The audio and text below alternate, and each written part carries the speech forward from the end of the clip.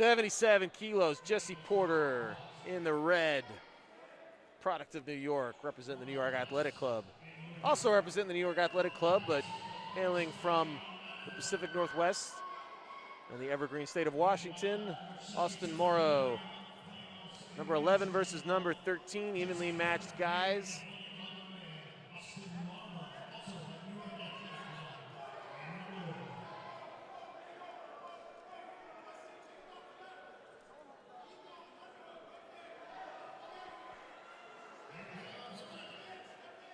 Porter capable of some absolutely gnarly throws.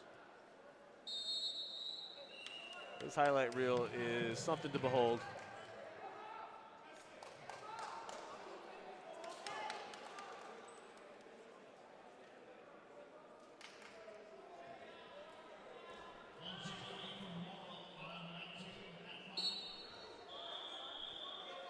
So fairly quickly, Jesse Porter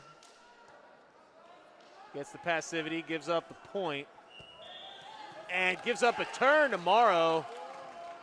Had to work for that one, but got it now. He's got Porter in the air, goes for the throw, and it's Porter that counters. A little too much ambition for Morrow. 2-2, and now Porter's looking for the fall, trying to finish it off. Needs to be careful. Their heads are out of bounds. He's got to pull them in. And he runs out of real estate.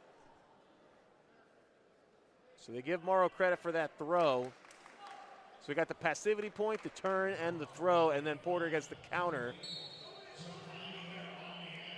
And the exposure, but there's no other near fall points besides the first two. So good job Morrow fighting off his back after he got those two sets of 2 points.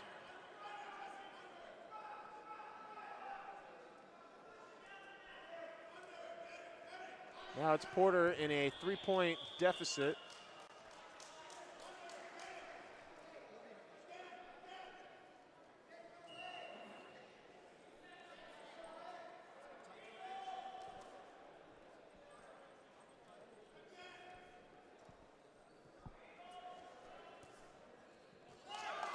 Go for the throw as Porter. He wanted to slip, but I think that was some savvy wrestling from Morrow. Caught the arm as it was coming ahead, posted at the elbow, and then covered for 2 more. He leads 7-2.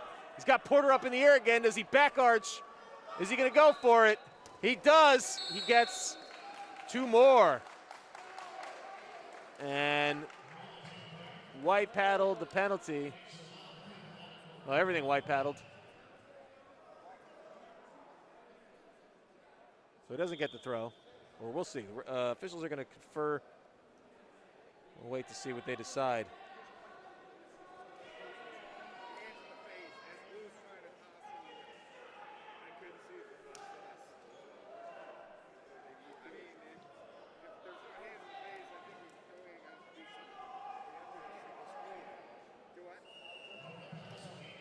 So they're going to confer. At 67, Benji Peak beat Robert Perez III. And Robert Perez III won 3rd place, so no true second. That's why it was an easier call for the coaches to drag Peak off the mat due to injury. He already qualified. He will wrestle.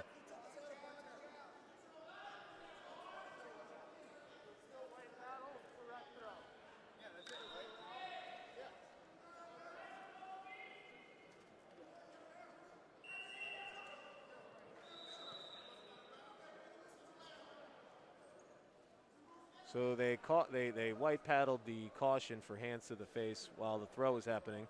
Then they gave 2 for the correct throw. And now we have a challenge. And I got to get out of the way.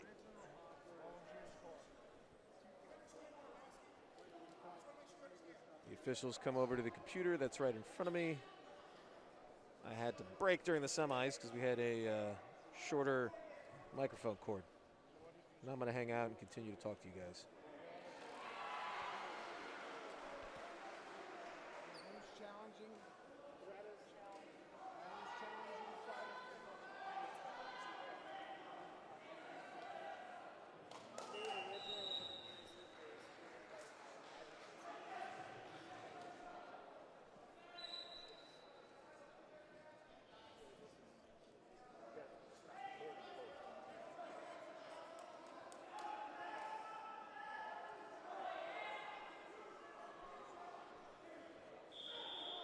Not entirely sure what the challenge was. I didn't hear how it was discussed.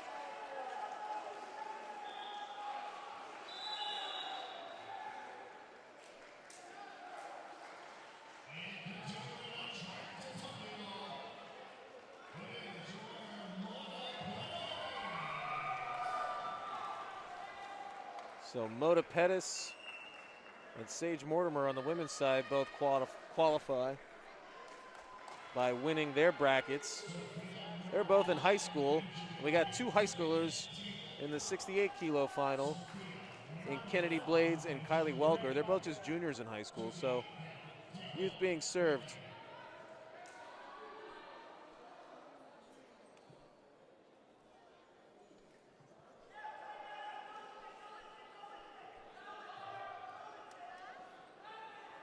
Still reviewing this throw. Morrow had Porter up off the ground, walked him towards the edge of the mat.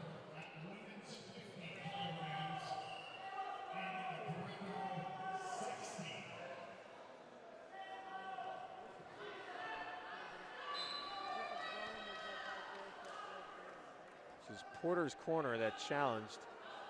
It's 9-2. If he loses, I think this is the match.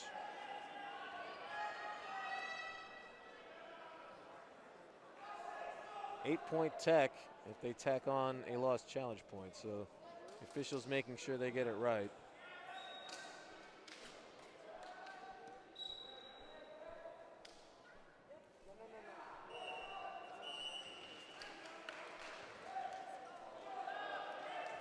So the final ruling will be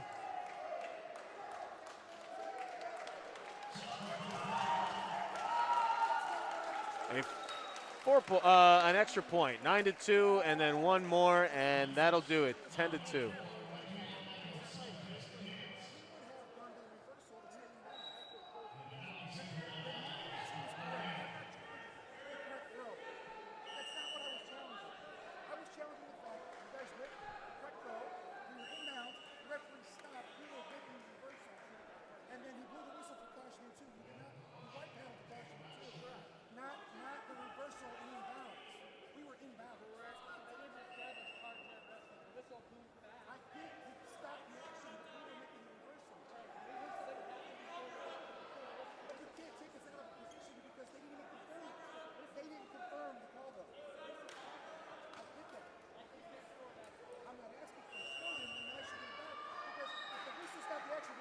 So I'm trying to follow along. Zach Dominguez is discussing with the officials. He was not challenging the correct throw. He wanted continuation, I believe.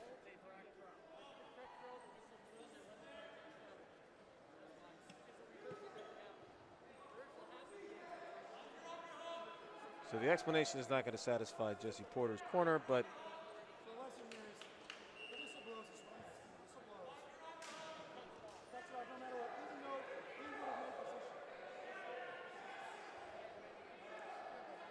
so Coach Dominguez wanted continuation, even though they blew the whistle for a foul that was then white paddled. It's too late, the whistle was blown, and there will be no continuation. Even though they were still in bounds and Porter might have had a chance at a comeback. But I like the way Coach Dominguez was then trying to get to the bottom of it. And then once he got the explanation, said bottom line, or the lesson is, once that whistle gets blown, that's the end of it. So that's what happened.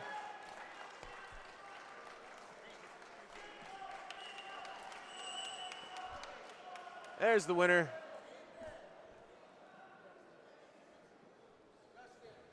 Let's get him in camera. There we go.